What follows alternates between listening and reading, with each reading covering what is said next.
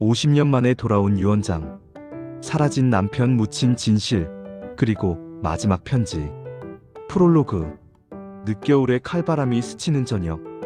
70대의 윤정심은 허리 굽은 몸으로 마당을 쓸며 혼잣말한다. 정심 혼잣말. 이젠 뭐 그 사람도 잊을 때가 됐지. 하지만 정심은 매일 저녁 남편의 낡은 사진을 바라보며 잠든다. 사진 속 남자 정혜수. 50년 전 흔적도 없이 사라진 남편이다. 카메라가 천천히 우편함으로 이동한다. 그 안에 낡고 먼지 쌓인 작은 상자 하나. 어디서 온 것인지 기재란엔 아무것도 없다. 상자 위에는 단 한 줄. 정심에게. 너무 늦어 미안하오. 정심은 그 순간 심장이 얼어붙는 느낌을 받는다. 1막 1975년 사라진 남편. 정심과 혜수는 당시로서는 드물게 서로를 다정히 챙기는 부부였다. 그러던 어느 날 혜수는 공장 회식에서 몰래 상사들의 대화를 듣는다. 상사. 사할린 송출 명단은 정리됐지? 불법인 건 알지? 적당히 돈만 챙기면 돼. 혜수는 충격에 휩싸인다. 회사가 벌이고 있는 일은 불법 해외 인력 송출, 사실상 강제 노동이었다. 며칠 뒤부터 낯선 남자 둘이 혜수를 미행하기 시작한다. 정심은 남편의 표정이 어두워진 걸 보고 묻는다. 정심, 요즘 왜 그래요? 어디 아파요? 혜수, 아니야. 아무 일도 없어. 그러나 정심은 안다. 남편이 무언가를 숨기고 있다는 것을. 1막 클라이맥스 사라진 아침. 1975년 3월 어느 아침 혜수는 평소보다 일찍 밖으로 나간다. 그리고 그날이 마지막이었다. 지갑도 신분증도 신발 한 켤레도 남기지 않은 채. 경찰은 대충 말한다. 경찰. 가출입니다. 실종 처리할 정도는 아니에요.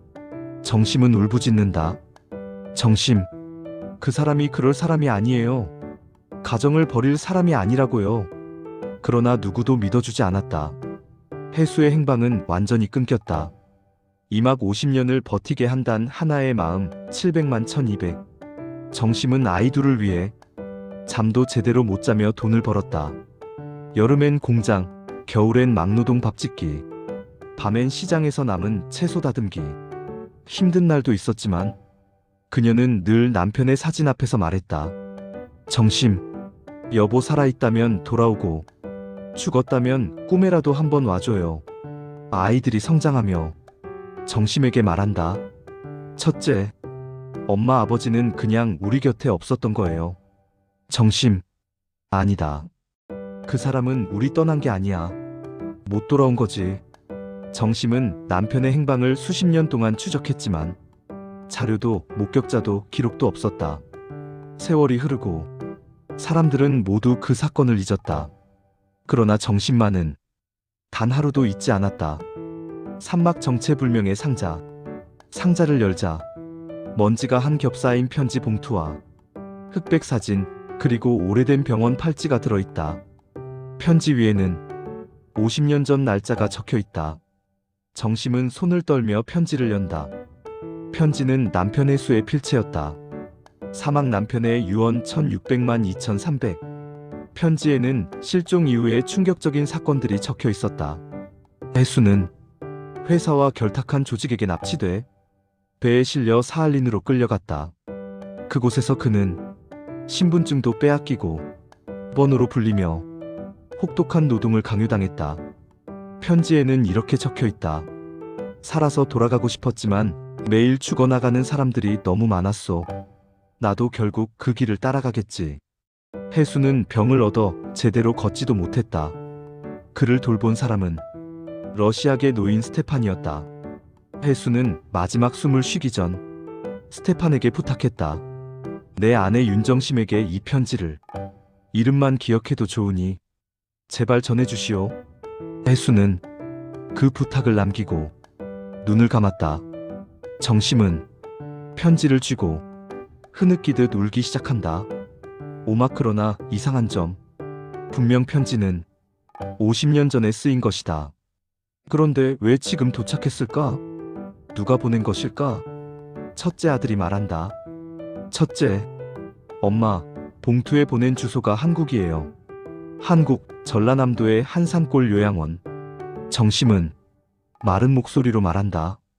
정심, 그럼 스테판이라는 사람이 혹시 육망 요양원의 비밀 2700만 3500. 세 사람은 요양원을 찾아간다. 눈길에 외롭게 서 있는 작은 요양원.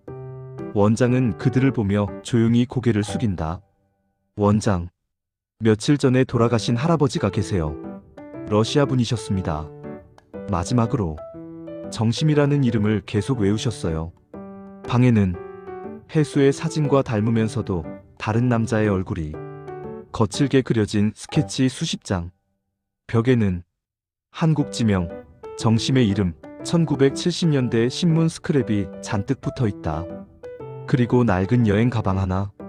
안에는 스테판의 물건들과 사할린 병원 기록, 그리고 해수의 마지막 소지품들. 칠막 노인의 마지막 기록. 요양보호사는 말한다. 요양보호사. 그분이 평생 죄책감에 시달리셨어요. 한국 남자분 한 명을 지켜주지 못했다며. 스테판은 해수를 병원으로 데려갔지만 이미 늦었고, 해수의 유언을 지키려 했지만 한국 주소를 찾지 못했다. 그는 한국으로 건너간 뒤에도 평생 그 편지를 보내지 못한 채 정신적 고통 속에 살았다. 치매가 시작되면서도 그는 매일 같은 말을 했다. 요양보호사, 정심 내가 늦었어, 미안하다. 그는 죽기 전 남겼다. 이제는 보내야 한다. 이 사람의 마음이라도 그 아내에게. 8막 50년의 한이 풀리다.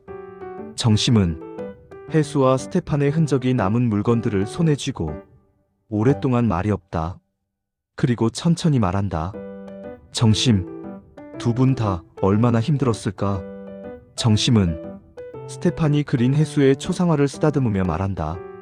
정심, 남편을 대신해 데려오진 못했어도 그 마음은 가져다 줬구먼. 그녀는 긴 세월의 오해를 풀어낸 듯 하염없이 눈물을 흘린다. 엔딩 마지막 편지. 정심은 해수의 묘비도 없는 무덤가에 편지를 놓으며 말한다. 정심, 여보, 이제 됐어. 이제는 편히 가요. 눈발이 사뿐히 떨어진다. 카메라는 멀어지며 화면이 어둡게 전환된다. 나레이션. 사람의 마음은 늦게 와도, 길을 잃어도, 잊혀져도 결국 도착합니다.